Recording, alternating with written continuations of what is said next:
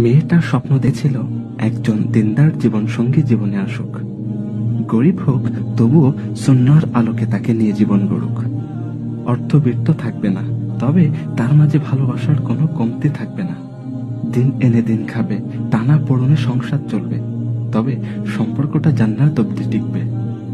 তাদের সে স্বপ্ন পূরণ হয় না, বাবা মা তুলে দেন অর্থবিত্তওয়ালা এক অদ্ভুত প্রাণীর কাছে, যে দুনিয়ার হিসেবের অঙ্কটা ভালো বুঝলেও আখিরাত বিষয়ে একদম অনাড়ি। পরকাল বোঝে না কানাকড়ি, সম্পদ থাকে কারি কারি, তবে ভালোবাসায় থাকে বিশাল ঘাটতি।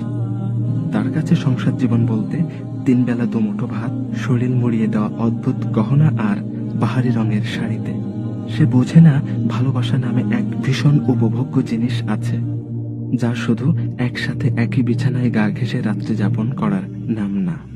ভালোবাসা এক বিছানায় একই ছাদের নিচে সারা জীবন কাটালেই পাওয়া যায় না, আবার পাওয়া যায় বিশাল দূরত্ব থেকেও।